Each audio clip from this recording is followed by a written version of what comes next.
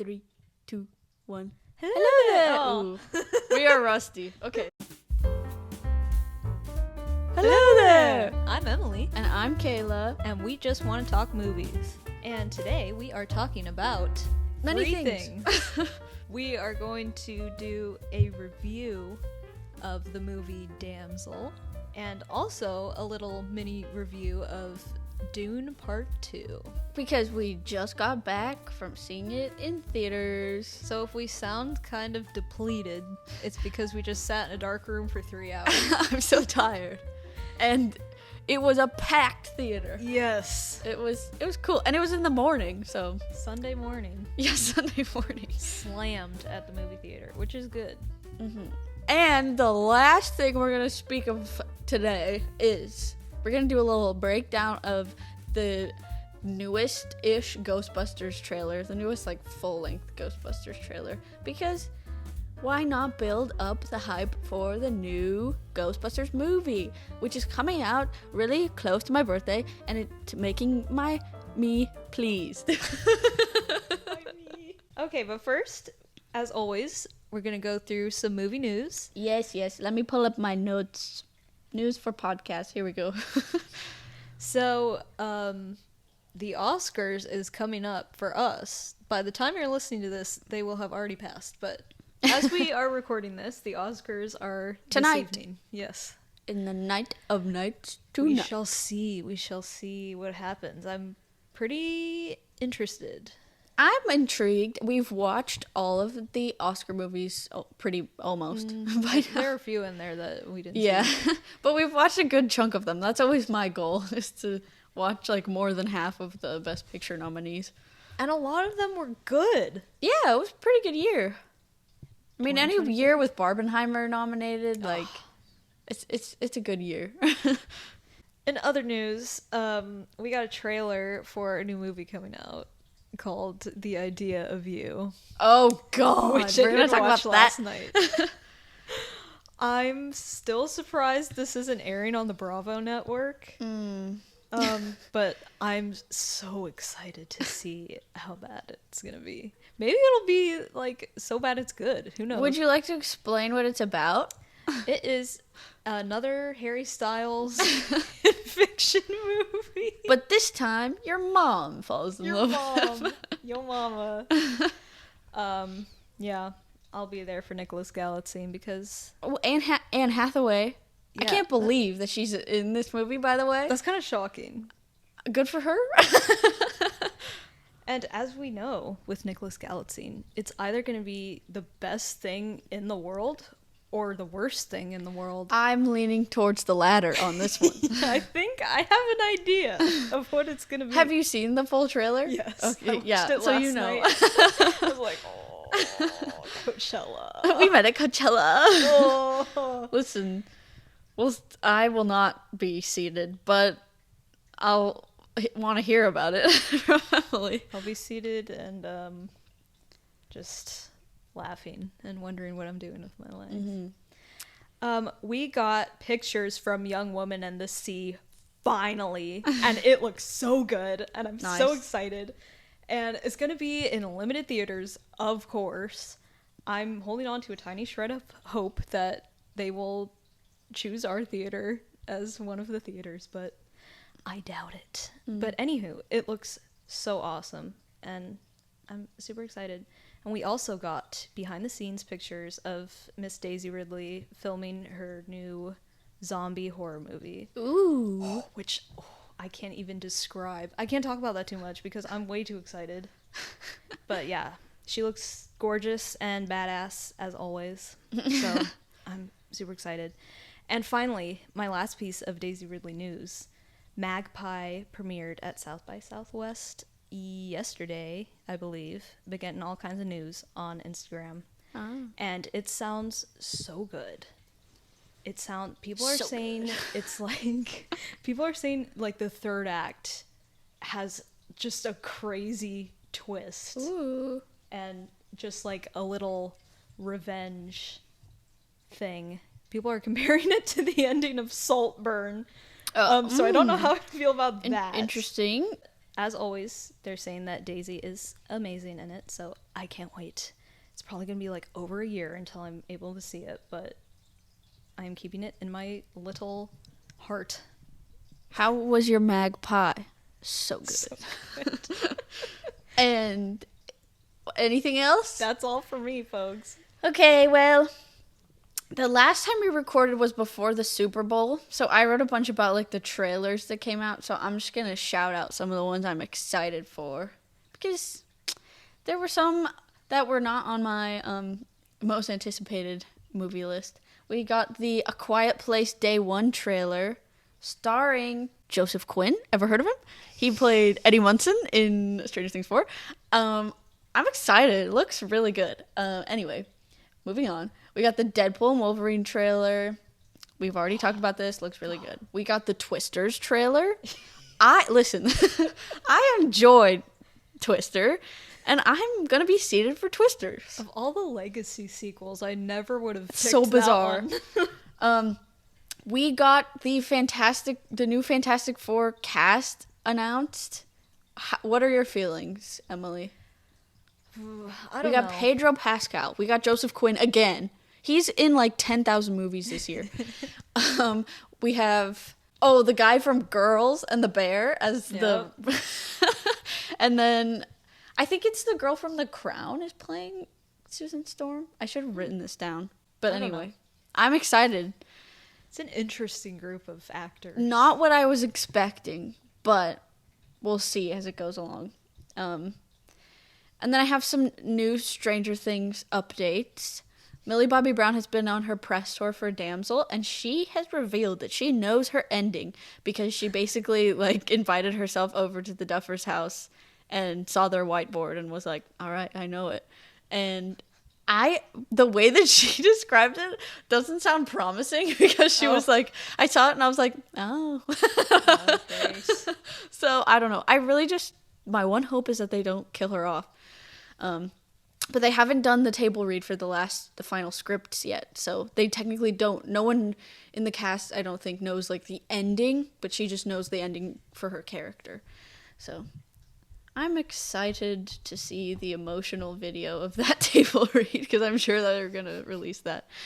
We've got some more behind the scenes photos. There's one in the forest with a bunch of red lights. And then there was paparazzi video of a stunt actor getting like flung through the air. So something's happening. We got pictures of Lucas and Max with Max lying in the hospital bed. And then there's a picture of like the monitor and Lucas is holding her hand, and it broke my little heart. And on his watch in that image, we see that it's like November 17th or something like that. So we know that season 4 takes place in November. And that's all my updates for Stranger Things. I saw those pictures.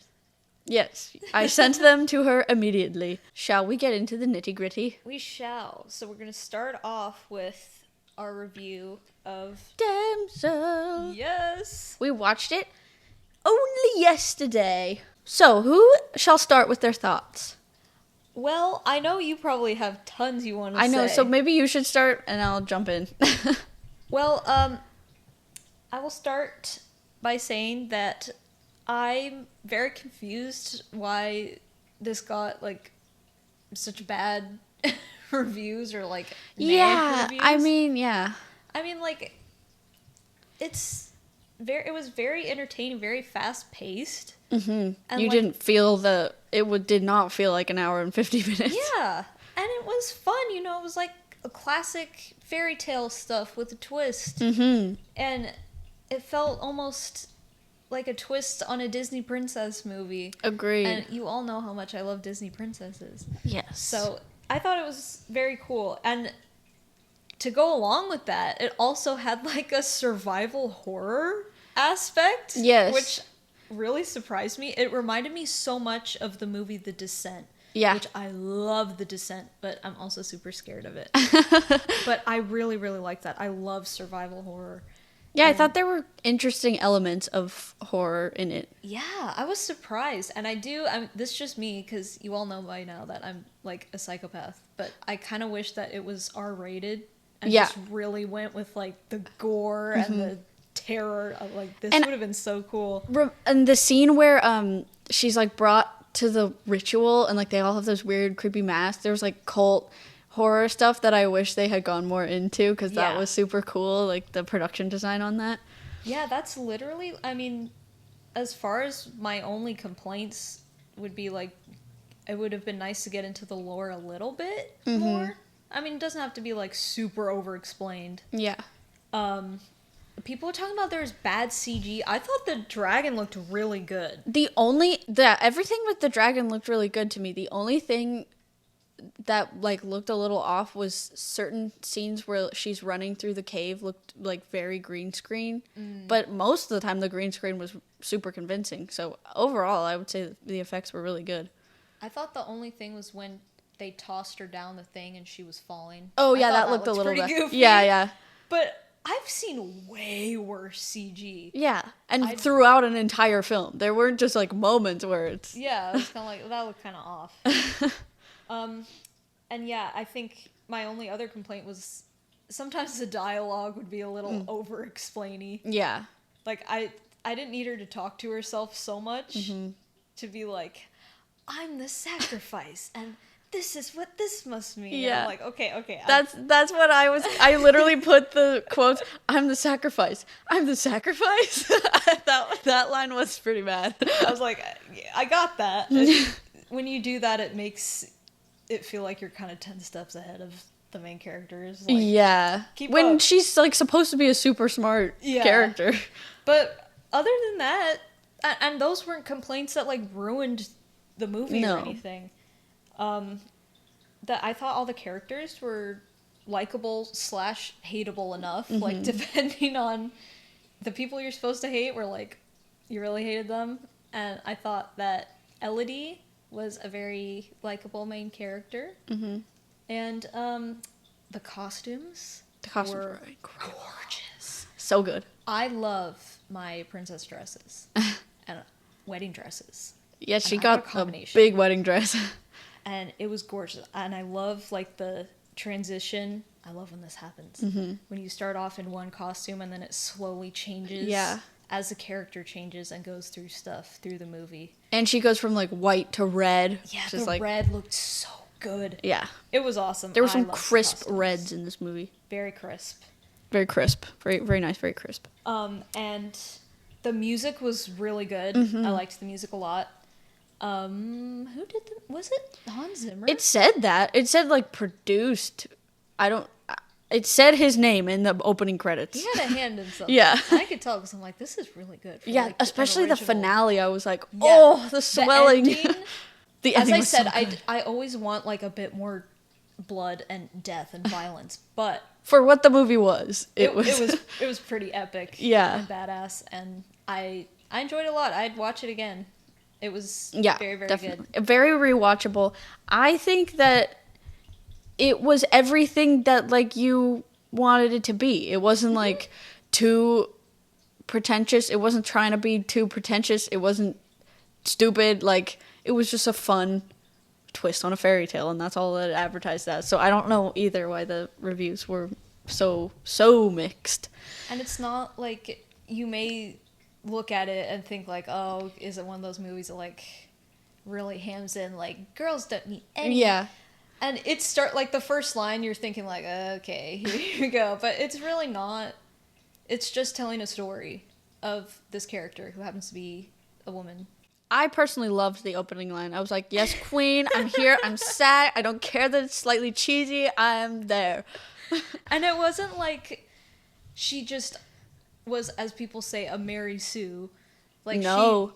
She got hurt a lot. She didn't know, like, she had to learn how to navigate this cave and how she had to outsmart the dragon and learn how to connect with the dragon. And she had the help of the other girls in the past who had also been sacrificed. Messed up. Yeah, which I thought was really cool. Like That was so, like, when you think she got out and then you realize the person she's been following, like, no, they died. made a mistake Yep. too. And her body's right there. Oh, so good. It was really, yeah, that was good. I love stuff like that. So it was very good. I liked it. Agree. I liked it a lot. Millie Bobby Brown carried this film on her back, and she had no choice but to, because she was like the only human for most of it, and she delivered. The only times where I feel like she tried her best were when the expositional dialogue got a little much. Yeah.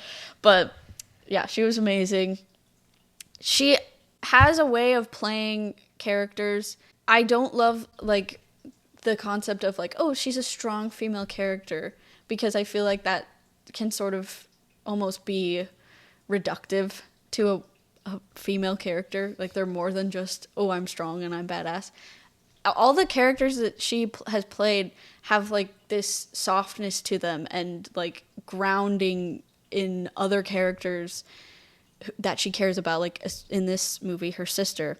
And she's not just like Emily said, a Mary Sue. She has an arc, an actual arc, and she's badass at the end. And she also is a character and a person who has flaws. And so that's why I always love watching her movies, because she's really good at pulling that off too.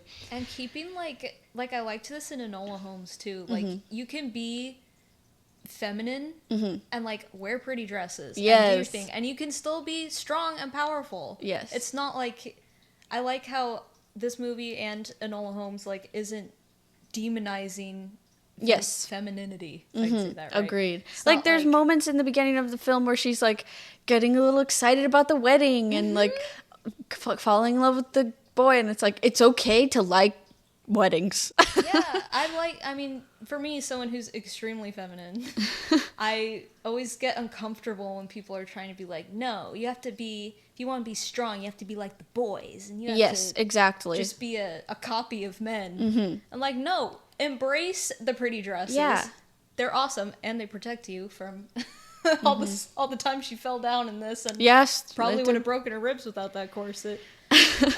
Yeah, I love stuff like that, just like badass and feminine. Yeah, you turn something uber feminine into like a weapon of some sort. So good. Oh, it's my favorite. Yes. Like superhero princess. Yes. So, like I said, the movie starts. I wrote down the opening line. There are many stories of chivalry where the heroic knight saves the damsel in distress. This is not one of them. I was sad. I'm sorry. That's a line that might turn a lot of people off. I know. Towards it, but it's not. But it just tells you what the movie is. Yeah. What's the harm? Yeah. But then we get to see the king and his knights riding on horses, and I was also sad because I love a good knights riding on horses across a battlefield. So count me in. Like, I just love all of the royalty fantasy elements. I love it. I was sad. So, also, it reminded Emily of The Descent. It reminded me of The Hunger Games. Oh, yeah, that's another one. I wrote down a list of, like, all the similarities. She has a sister that she loves. She agrees to go to rich people kingdom because her kingdom is poor and she needs to protect her family. Capital? Hello? She gets thrown into an arena as a sacrifice. Hello? She gets burnt on the leg. She gets burnt on the Listen, leg. I was reaching towards the end of this list. But then she gets healed magically by the glow worms. Also, those were so cool. Yeah, speaking of which, the like lighting and just the production design of the cave was so good. They're like, when the birds come through and they're like all burning up, the light is so awesome. When she's in the glowworm area, it's so awesome. The best part, in my opinion, was when she is like getting the water from the melting icicles and the dragon comes right above the ice and like melts the ice, and then you just see it's a shot of her face and everything just turns bright red. So beautiful. Yeah. I loved that. So my only complaint, wasting time. I'll go into my only complaints. I feel like it could have been like 10 to 15 minutes longer. There were just like a few scenes that I think could have been added, that could have fleshed it out a little bit more to make it a little bit more like awesome and worth it.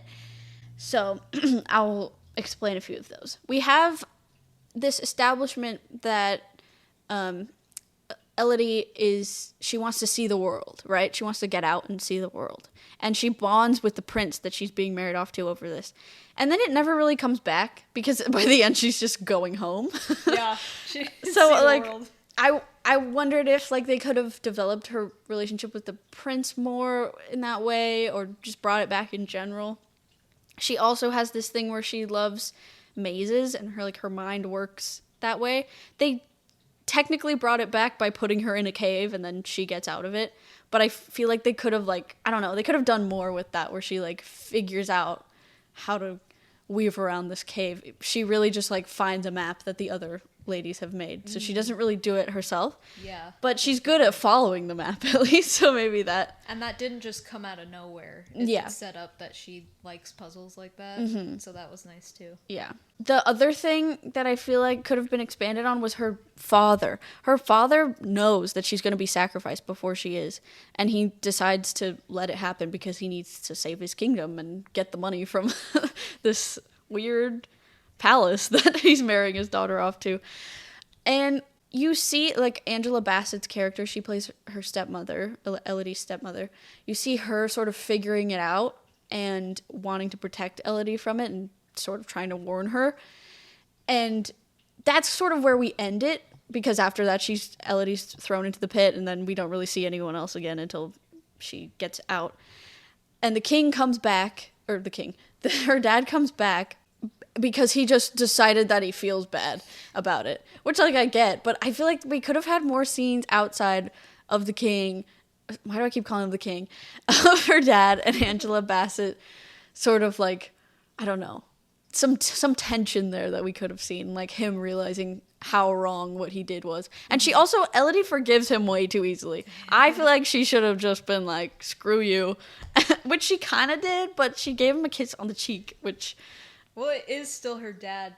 I know that too. In a moment like that, when he's dying, he dies. By the way. Yeah. Spoilers, for this whole movie. And she ends up teaming up with the dragon anyway, who killed her dad. So it obviously doesn't mean that much to her that she killed her dad. Yeah, that's another thing I wish they went into a little more. After she reveals to the dragon that they were both lied to, basically. Mm-hmm. I wish there was a moment where the dragon's oh my god, I've been killing all these innocent people. Well, you kind of get that sense because Elodie pulls off a super badass trick where she's standing in front of this curved stone-ish structure, and she realizes that the dust from the dragon moving is sort of rebounding off of it. So she's burn me, and then the dragon breathes the fire. She dives out of the way, and the fire comes back into the dragon's face, which is awesome.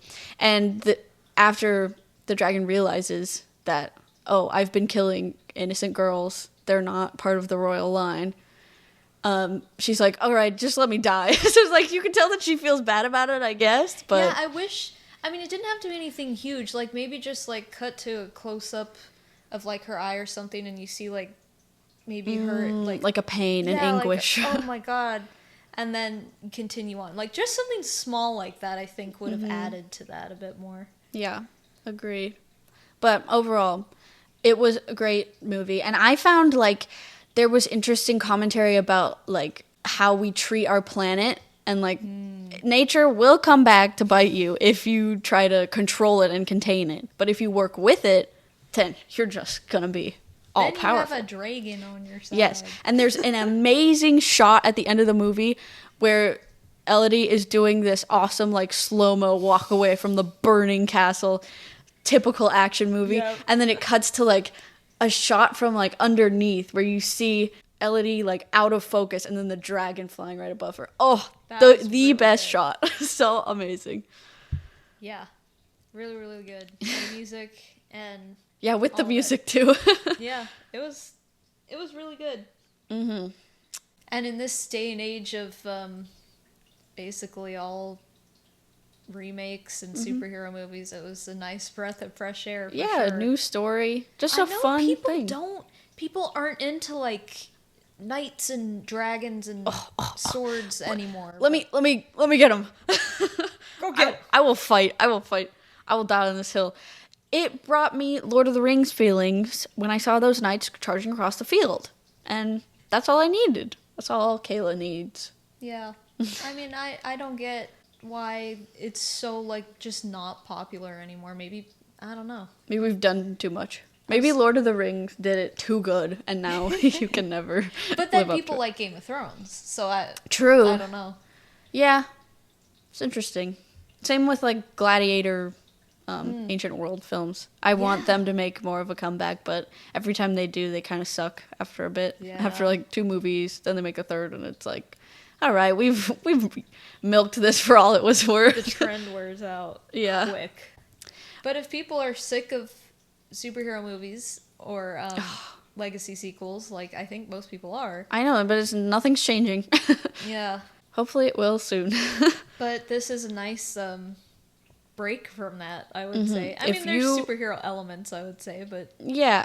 not when she gets the knife at the end, she cuts her hair. I don't really know why. It was like Mulan. I know. I was so cool. There for it. She looked amazing with the short hair. Also, that was such a look, such a serve. Yeah, I loved.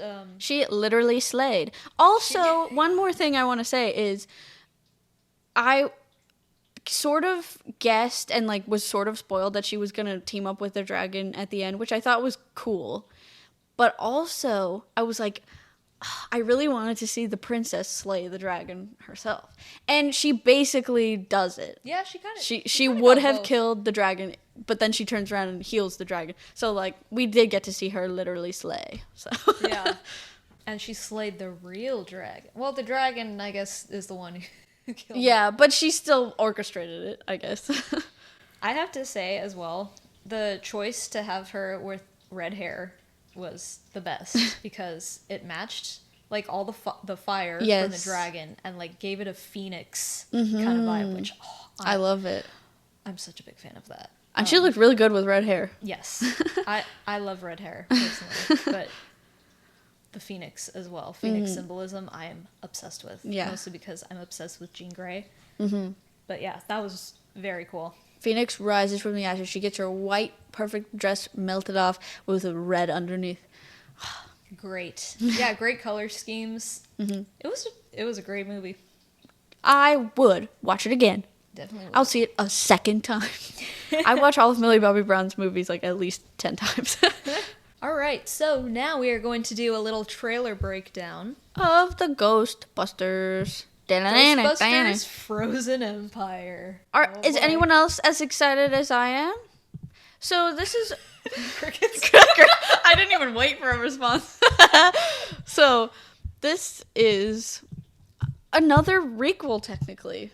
These new Ghostbuster movies. A sequel to the Legacy sequel. Yes, but I feel as though it is very harmless. We're going to do sort of a frame by frame. Travel with your kid. Jeez. You can play the audio. No, I'm not going to. I'm just going to do it so I can see what's happening. Okay. Do you have any initial thoughts? So it opens with, like, a fade away of Mr. Gary Gruberson, Paul Rudd. Ever heard of him? And Carrie Coon's character, and it fades into Winston Stance. So we've already got our parallels going. And like some shots of the old movie, and then we've got our new characters. We got Phoebe, we have the guy that everyone hated from the first Ghostbusters, who was like, he wasn't the governor, but he was like working for the governor. He's now, I think, the governor, and like he's sitting there being like, "Oh, you have been violating all these city codes." So he's back. That's fun. Any initial thoughts? Okay. So as far as legacy sequels go, the first one, Afterlife, was one of the least offensive, in most ways. Mm-hmm. I think I liked these new characters. I think they're really fun. I liked Phoebe a lot. I think she's a good main character. I think my only problem with this is, like, why does it have to be Ghostbusters? Like, you could have made this its own thing with these characters and kind of made, like, it's kind of like Ghostbusters, but it's its own thing. Because what happened with Afterlife is it turned into a remake at the end, pretty much. True. Which is, like, you couldn't come up with your own thing. So what I like about this is it seems like, okay, there's something a little different. Yeah. You know? And it seems a little darker, maybe. We have a new villain. Lots of new villains. Lots of new ghosts, at least, which I like. Yeah. Something that I feel like I at least felt better going into Afterlife was that it is directed by the original director's son. So, like, it's a family event. It, like, the original director was very much involved in the first one. He's since passed. But, I mean, I'm sure this one's going to be just the same. Like, same amount of love and care is going to go into it. And, yeah, I do agree that the end of Afterlife was definitely just a retread of the first Ghostbusters. But I'm very excited for this new Death Chill character that we're gonna see. But we'll get more into that. It looks pretty cool too. Yeah, no pun intended. It looks pretty cool. So then we've got, after this whole we're still in the governor's office. One thing that I wanted to point out, there's this little quippy dialogue of like, the Ghostbusters are finished, and then Gary Gruberson goes, overruled, and then Finn Wolfhard goes, sustained. And I felt that Ghostbusters team up, the quippy dialogue that was always in it. And I am wondering if they're going to make Finn Wolfhard's character more of a Venkman character. Just, I'm seeing a lot of like lines of dialogue from him in these trailers that I'm like, he's a lot more like funny than he was in the last movie. So I assumed that's what they were going to go for. Yeah. With him. Mm-hmm. Which I'm excited for. I feel like him and Paul Rudd could do a good job being like a comedic duo. So next we've got Stan's in Raise a Colt. Ray Stan's in Raise a Colt, and he's buying this odd ball from a new character who I'm not really sure who he is. I tried to do some research on like what this character would be, but what I have his name, Nadim Razmad. So we've got a new character there. The globe thing, it reminds me of, what is it in Guardians of the Galaxy? Oh. Not the Tesseract. The thing. The purple ball? Yeah, it reminds me of that. It looks like that. And then we cut to like a scene in a lab where they're like doing experiments on it. I wonder if it's either at like just a random new lab, or if it's at the Ghostbusters headquarters in the old firehouse. It kind of looks like it. But anyway, they're trying to do experiments on it, and then some science dude, another new character who I don't know who he is, grabs it, and it turns his hand icy. So is he like getting morphed into the new monster? That's what I wonder. But we'll see. Then we cut to some explanation of what the monster is. It can control an army of ghosts. It's a death chill. It can kill by fear itself. I'm excited. It sounds pretty epic. That's at least something new, something different. Yeah, and we see this cool shot of like, it looks like a fireman. He's like in this room with a bunch of frozen people, and he touches one of the frozen guys and he just shatters. So that's pretty cool. And like we see shots of the city getting all frozen, which is really cool. It's like apocalyptic. Yeah. We're bringing back the apocalypse, baby. And it says, and we're going to need all the help we can get. I think Winston says this. And boom, we've got lots of old characters coming back. The original Ghostbusters. We got the secretary. What's her name again? Annie Potts. Yeah, she's coming back. She's in a Ghostbusters uniform, which is pretty cool. And they're all, even the characters themselves are excited about that. They like say something. Oh, then we see the library ghost from the first one. Yep. That one's coming back. We see the little mini marshmallows. They're coming back. Those guys. Yeah, they were a cool addition to the old movies. And then there's a shot of Phoebe and Podcast. The actor who plays Podcast looks so different. Like they both do. McKenna Grace looks way different too. They look way older. Movies take a while to make. Yeah, especially when there's a strike. Definitely. Then we have new ghosts. There's this one that looks like a potato, like a frowning potato. Interesting. Very Ghostbusters. And then this one that looks like it looks like a sea creature from Phantom Menace, like one of the goobers. And it's like floating over, and they're trying to run away with it in the ecto. Pretty cool.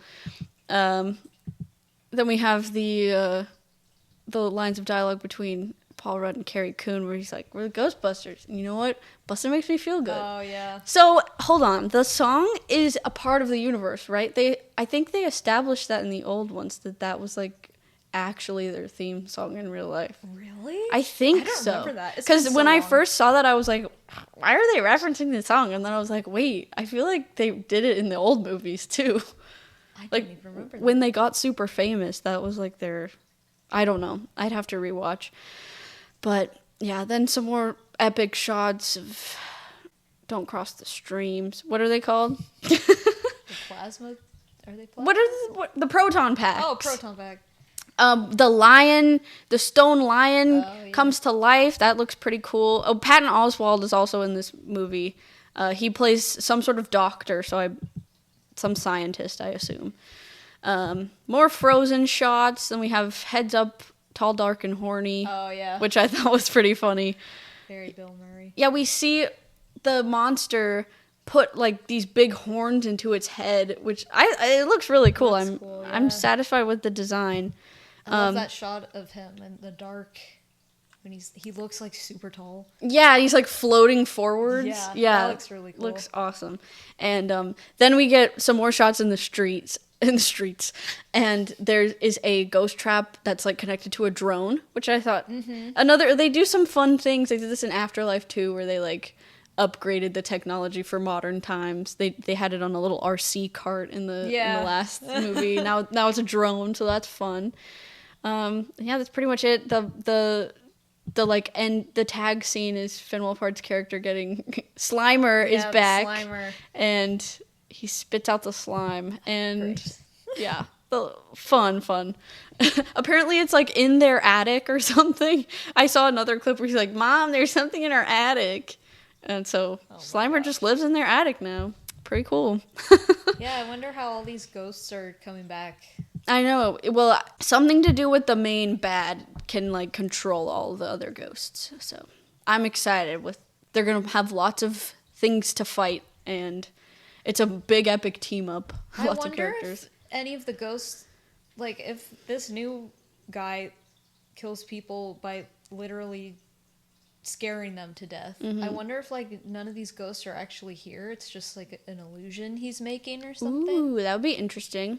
Like trying to scare people to death with Slimer. He's not very scary. And a potato. Yeah, a potato. Yeah, I love like the goofiness of the ghosts in Ghostbusters. Yeah. I'm excited for that to come back. Yeah. Yeah, it obviously looks like we're gonna have the original characters in it a lot more. Mm-hmm. Which I appreciated that about the last one, was that they waited a while before they brought the new characters into the fray. Yeah. So now it's more worth it in this one. We'll see how it goes. I mean, it's so hit or miss with these legacy sequels. I didn't love what they did in Afterlife. Kind of wish they just left them out. Or, again, just make it its own original movie. So I'm kind of... What are they going to do? Are they going to fix what they did in the last movie? Because I didn't like how they had them all hate each other. I didn't like that either. I'm like, maybe they'll make it better in this movie. Yeah, well, they're definitely a team now again. Yeah. I don't like that about legacy sequels. The original characters always have to, like, not be talking. Yeah, all miserable, blah, blah, blah. I'm like, and that was...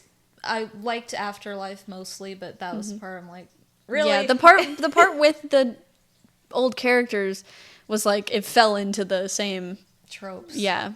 I'm like, you should have just left them out. But yeah. Or make your own movie. But I like how they set it in a totally different setting with they made it more like Spielbergian.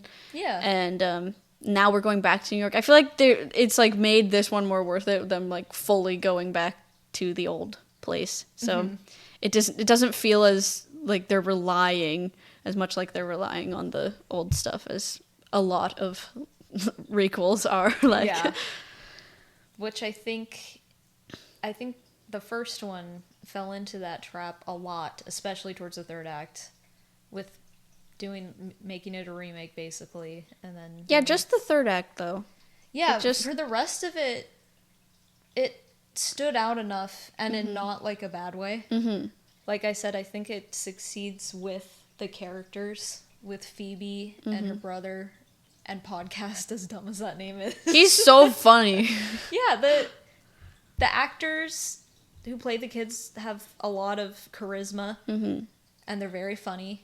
And I wasn't, again, like we were talking about with the Mary Sue thing, I'm like, okay, so what are they gonna do here? But they've made her just so, like, she's just a normal gal, and she was really, really likable. Super likable character. Yeah. Yeah. Paul Rudd. Paul Rudd is likable too. He was very funny. Yeah. And yeah, I love that scene. What is it, a Walmart? My God, that was so funny.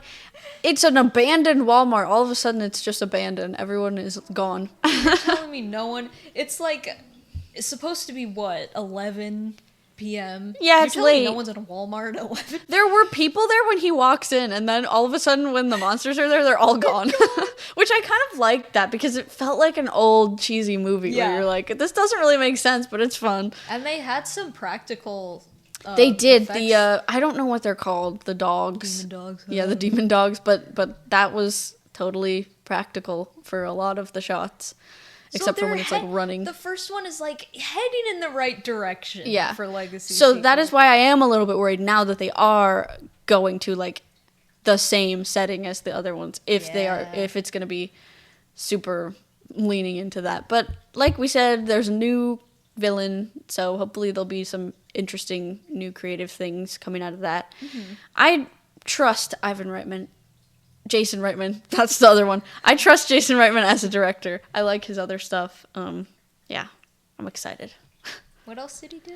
He did Juno. Did you ever watch that? I haven't. That one's really good. I think it's written by the same writer who wrote Jennifer's Body. So there's like that weird, like kind of awkward dialogue. Yeah. But I don't know. I really like that movie a lot. So I like his stuff. I will be seated in the theater as soon as possible. Frozen Empire. Mm-hmm. When that title Because the Empire State Building, Emily. This is a funny title. I can't. The way it's all epic, too. Like, I know. Let's see. What's this movie about? It's about freezing people to death. What should we call it? Frozen Empire. That's so way too epic for a Ghostbusters movie. We didn't need to go there. Well, we're making great time, so why don't we discuss what you're all probably here for? The movie with worms that aren't your friend, but they are kind of their friends. Yeah, in this one they were. Unlike Damsel, where the worms are constantly your friends. Respect the worm. Respect the worm. So another movie where they have to be one with nature. Yeah. Anyway, go on. Instead of our little segment about what we last watched or are currently watching, we are going to talk about the movie we saw today, Dune Part 2. Oh, yes. I greatly enjoyed this, I have to say. It was long, it was sprawling, it was epic, it was biblical proportions. It was literally a biblical epic because a lot of it had to do with religious dogma and politics, and I just love that type of stuff. So I was very engaged throughout the whole film.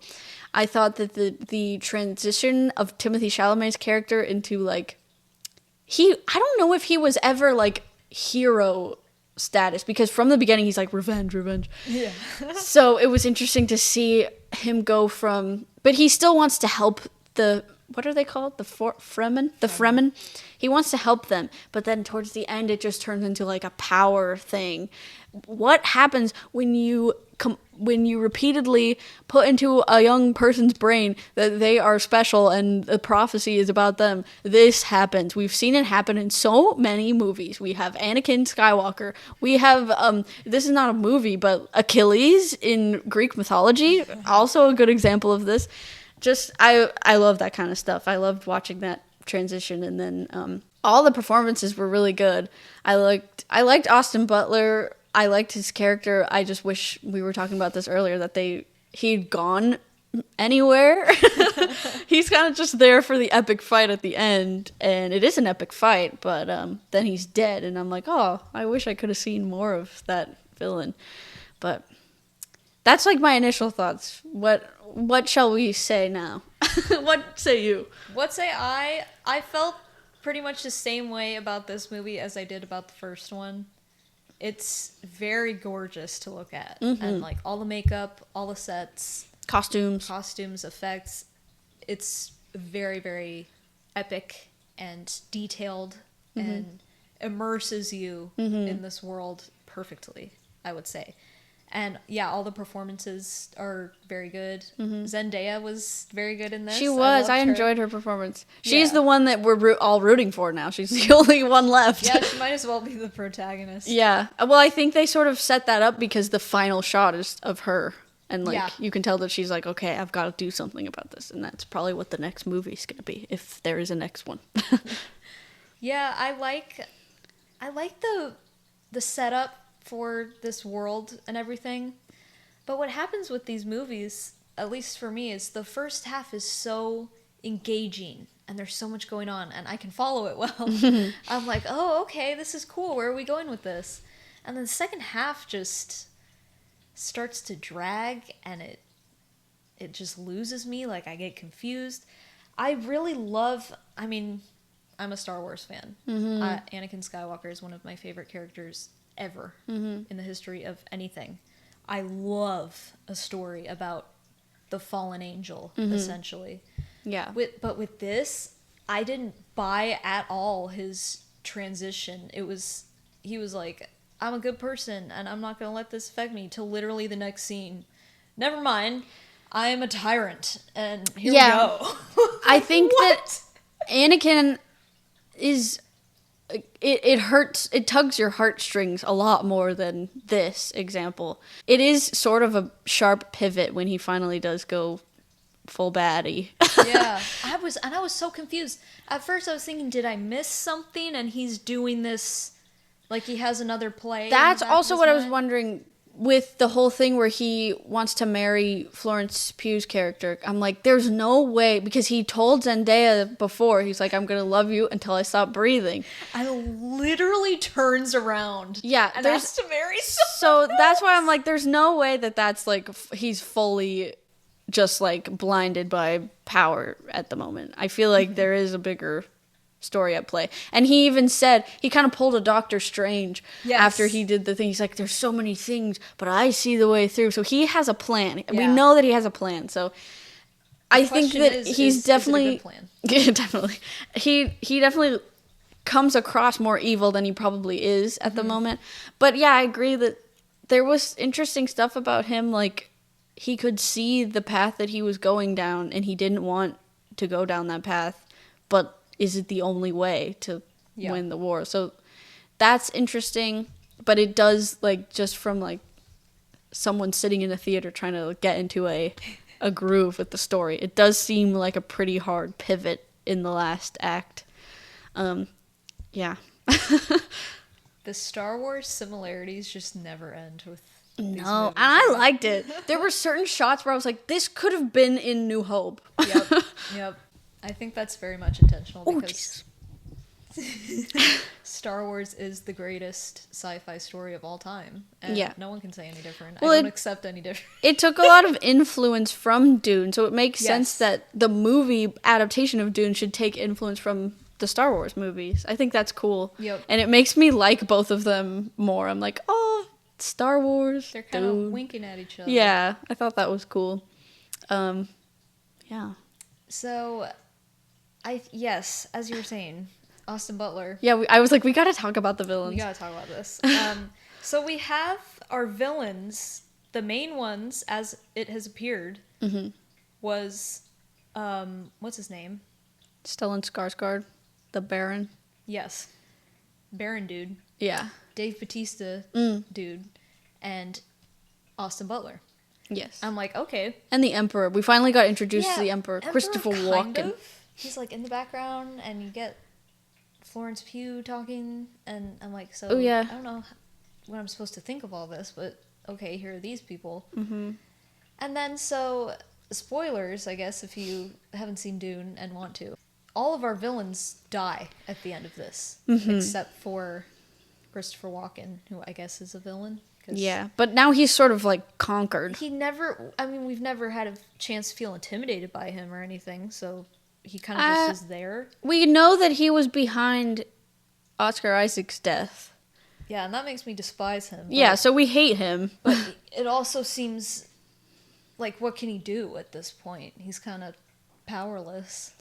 Well, yeah, that's what I found really interesting was the whole plan that the Baron was making of, oh, he killed this whole bloodline, and so now the other houses are going to be against him, so we're going to let him get overthrown, and then we're going to put Austin Butler as the emperor.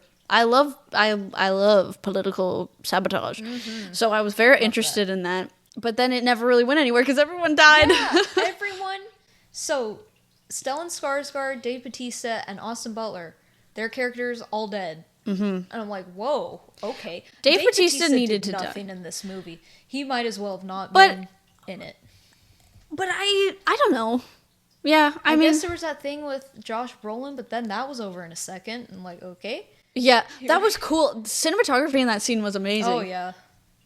Yeah, I'm like, so who am I? I guess Timothée Chalamet is the only villain left. Yeah, now it's the houses against Timothée Chalamet and the part of the Fremen that is supporting of him. Yeah. But I thought how they set up Austin Butler, his character, whatever his name is. Oh, I can't. It's like, remember the names in this movie? No. He is, they called him Baron, Raffen. I feel like Raffen was in there. The word Raffen. I remember that Timothy was Paul. Yes, but then he got like 2 new names. Yeah, now I'm all confused. That when Zendaya was calling him that, I was like, okay, now I feel like I'm in a sci-fi movie. Whenever anyone says Paul, I'm taken out of it. Freaking Paul, I know. I guess that's why he had to change it. Yeah, but then she calls him Paul again at the end anyway. So I don't know. Yeah, so I thought that Austin Butler was going to be like our main. Yeah, I was like, oh, okay, they're setting him up to be the next big thing. And the way they set him up, it's like, it was really cool, that whole arena scene. Awesome. I love a good gladiator fight. Put me in the gladiator arena. So I was like, okay, so he's going to be, the, what do you call it? Not faux pas, but... The foil? The foil for... Yeah, because Timothy they're both Chalamet. sort of being groomed to be put into these positions. I'm feeling, again, very Star Wars. Yeah. It's like Rey and Kylo Ren. Like, so are they gonna... They're groomed by these two different sides, but perhaps once they see each other and fight each other, they start to realize, am I being tricked by my side? And then they say, the witch at the end says, there are no sides, because everyone is sort of just... Everyone's dead now, so... Well, everyone is just out for their own gains. There's no sides anymore, which is, I guess, what we were getting at with, like, who's the villain? Yeah, I'm a little confuzzled going into... I'm assuming there's going to be a third one. There has to be at least one more. But I remember during like the last 20 minutes, I was like, is this going to be the last one? Because everyone kept dying. I was like, I'm going to be really mad if this is the last one, because I feel like there's a lot more story to tell. And there was so much, like, Austin Butler's, I keep calling him that. I know. I don't know the character's name. That's okay. His death, like, the scene in itself was epic, but there was no really build up to it. These two characters never met each other. Agreed. Mm-hmm. So I'm like, why am I supposed to care who wins this fight? There's no longer a villain who is like being built up, except for the Emperor, and like we said, he's sort of already been conquered anyway. Yeah. I'm wondering what Florence Pugh, what her role is in all of this. I thought all of this stuff with the witches was super interesting, how they're just kind of like calculating this whole thing. No one is in control but them. And then they realize, oh, we messed up. I'm assuming she doesn't like Timothée Chalamet and is going to try to outwit him. She seems to sort of not fully be on anyone's side. So, like, I wonder if that'll change is in the next movie or however many movies. Yeah. I mean, these are doing way too well. They're going to make... Yeah. Well, I don't know anything about the original book, so I don't know how any of this ends and how far we are into the book or anything. I didn't even see the movie from the No, 70s but that on. doesn't matter. That movie doesn't matter. Yeah, so it was very long. It was, I needed to pee so badly by the end. I spaced out a lot in the second half. I spaced out, once Josh Brolin's character got there, I spaced out a little bit, and then I think the battles, I was just super tired and needed to pee, so I was having a little bit of trouble paying attention, but I was surprised at myself, because usually I am gone. 30 minutes into a movie, I'm gone, and then I'll come back, and I'll be gone again, and I'll come back, but this movie, I was not, so it was pretty engaging. To me, I thought the pacing was really cool, because we weren't jumping back and forth too much, which, for a movie like this, I would have been confused if they were jumping back and forth, but they weren't, and so I was like, okay, I'm fully invested in this, I've got all the threads, I know what's going on, and now we're going to switch over to this, and now I fully know what's going on here, and then at the end, everything gets brought together, and I know what's going on. Yeah, it was a very well-made movie on the technical scale. I just, characters and the writing for me is where I just, it lost me personally. But I'm a very simple woman, you know. My mind, I like, well, as they say, Star Wars is for the not-so-smart sci-fi fans, which... Whatever. I think it's for the emotionally intelligent. Yeah, because, like I personally. said, Anakin's evil arc is so much more touching than Paul Atreides. Like, Paul Atreides is interesting because of all of the political stuff that's going on, and it is kind of sad because it gave him the connection with Zendaya and all that. But Anakin, nothing can compare to what the emotional damage that Revenge of the Sith left behind. Nothing ever will. I mean, that's probably one of the most traumatizing films ever made. Yeah. Right up there with Passion of the Christ. Yeah. That's what I'm saying, a biblical epic. Yeah. Give me more of it. Yeah, I wish...